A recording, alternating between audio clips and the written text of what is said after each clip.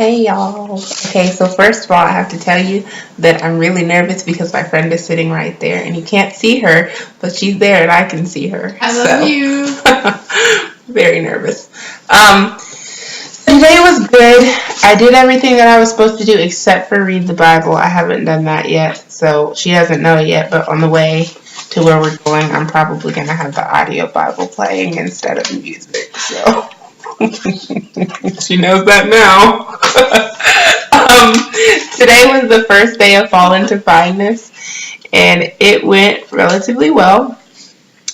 I went and worked out with my godmom. We went to Gabby's track, and she is a champion because a lot of people can't do what, well, I won't say can't. They don't want to do what I asked them to do, and she tried everything.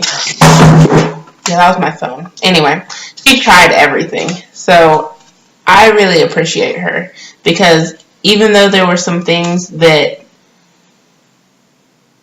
physically might have been too much for her at that time, she never stopped. And she modified them to what was good for her. So kudos to her. She's amazing. For the...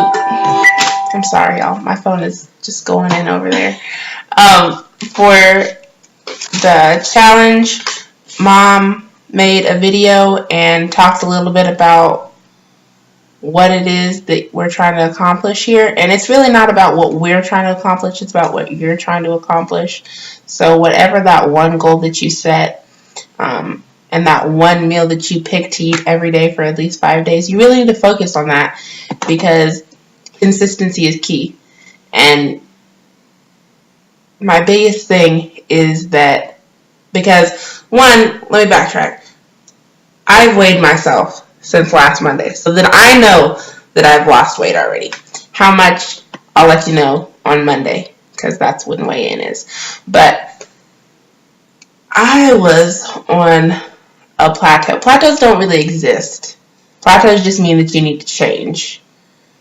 And even though I've been working out and eating relatively well, the fact of the matter is that your body gets used to things and you have to change. And sometimes you have to eat better or up your exercises or maybe pray or do some mental stuff to help you get off of or get out of those numbers. And that's not necessarily a plateau. It's just you needing to do something different.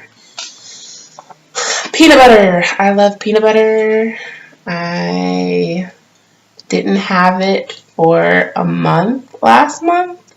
And then before this challenge started, before my no sugar challenge started, I had some honey peanut butter and it tastes like crap. It was really nasty. So I got this all natural crunchy peanut butter that just has peanuts in it, basically. It's like peanuts and like one other ingredient. I can't remember what it is, but it's not sugar. And I have honey, just raw honey, and I put the peanut butter with the raw honey. It was the best thing I've ever had in my life. It was so good. So I'm doing that from now on. So good. For dinner, we made pita pizzas that had Joseph bread on the bottom. Trader Joe has a traditional tomato sauce that has no sugar in it, and then almond cheese from Trader Joe doesn't have any sugar in it. And we had turkey bacon on as the topping. It was so good. What's next? I'm going to Cancun's. For those of you that know what Cancun's is, you're thinking exactly what I'm thinking. What is she going to drink? What is she going to eat? What is she going to do? I'm going to drink water and look at everyone and hope for the best and hope that my wit and great sense of humor will get me through the night. So, it's not fun sometimes. It's a journey.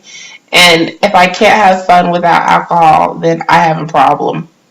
So, I would hope that tonight goes really well and that I don't need to restructure my whole social life because I need alcohol to have fun.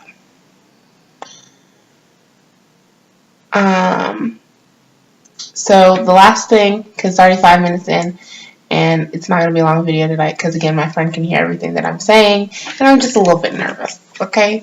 I feel like a child, when they run outside, they just get old enough to realize that they're naked, and they run outside naked, and their neighbor sees them, and they're like, oh, that's how I feel right now. So, last thing is, of all these goals and things that are happening, a major key is to love yourself. And I know that we say that a lot, but loving yourself first is really important. There was a girl the other night at work, and I didn't know her. I just met her that night. And she also works for the same place that I work. I'm not going to say because they make us sign a lot of papers with a lot of liability, and I'm not going to say where I work. So she asked me, she was like, do you think I'm ugly? I was like, no. Like, this girl, she was maybe 4'11" and 160 pounds. Like, granted, for 4'11", 160 pounds might be like maybe chubby, maybe, but she wasn't big at all. So I was just like, you sound crazy, you sound stupid. But she was asking a legitimate question. And so she continued, she says, all my friends are getting boyfriends and I'm not. Is there something wrong with me? And this is a college student. In my mind, I'm like, are you asking me this right now? But it's the real thing.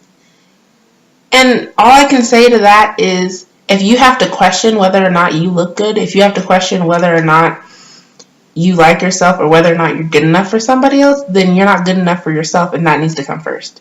You have no business trying to be in a relationship with anyone or get with anyone when you don't even like the person that you see, or you don't feel like you're good enough to be with someone. If you don't feel like you're good enough to be with someone, that means don't feel like you're good enough for yourself, and that comes first. So that is all I have. Good night.